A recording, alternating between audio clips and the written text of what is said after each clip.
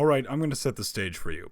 It's Christmas Day, you're bouncing down the stairs in your favorite footsie pajamas and rocketing into the jungle of wrapping paper and mystery known as Christmas presents. All you've wanted the whole year is a Tonka Classic Mighty dump truck with real dumping action. All your friends are super hyped for it. Heck, even the old guys on the news say that it could be the hottest toy of the season. But before you've even had a chance to tickle the surface of your presents, your fucking uncle comes out of nowhere. You know, the one who's always tossing in his opinion, even though nobody asked for it. And he's all like, yeah, sorry, sport. I heard some bad news. I got some bad news about the Tonka Classic Mighty dump truck. You don't care. You don't care about the bad news. You just want to play with it and experience the truck for yourself. But before you can, he takes the box with the truck in it and drop kicks it through and out the living room window. And he says, I played with it myself last night. I just didn't live up to my standards. Sorry, sport. It's shit. Your shit. Fuck you. And then he leaves, the stench of vodka-laced eggnog trailing behind him. Now, from my understanding, that's basically the situation with the newest DC title, Suicide Squad. Critics aren't exactly being kind to the movie, and that's fair. They're only giving us their opinion, it's not law. And I'm here to give you the best, worst reviews of these critics. So in order to make it a little enjoyable for everyone, I'm going to satisfy the critics and whoever may not like the movie by showcasing what the critics have to say.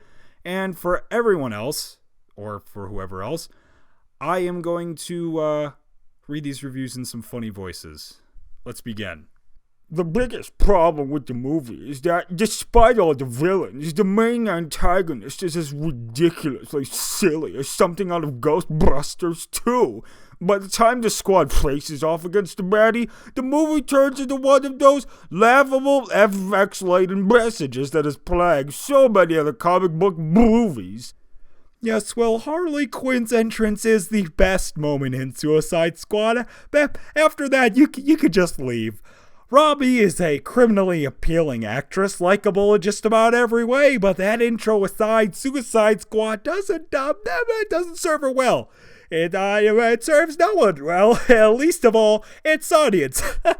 Witty one, Stephanie. Good job, Stephanie. A puzzling, confused undertaking that never becomes as cool as it thinks it is. Suicide Squad assembles an all-star team of supervillains and doesn't know what to do with them. Suicide Squad may not commit Harry, but it certainly feels like it's taken too many sleeping pills. Well, the upshot feels wildly, tonally inconsistent, not to mention cluttered and poorly paced. Well, when the flair and novelty of the first act is over, you're left with the characters you care nothing about, carrying on for a mission you don't entirely understand. For the worst of the worst, they're terribly laced and dull. Yes, it's a cluttered and delirious film with flashes of preposterous operatic silliness, but it doesn't have much room to breathe. There are some dull bits, and Leto's Joker suffers in comparison to the late Heath Ledger. Oh, God, take me, Heath. Take me to big, strong arms.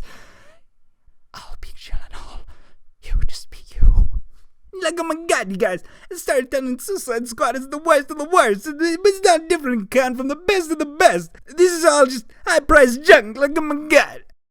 I love the premise, and writer-director David Ayer's tendency to go dark works pretty well, even if the story lacks gravitas and spark. Try to figure out that first word, poor people.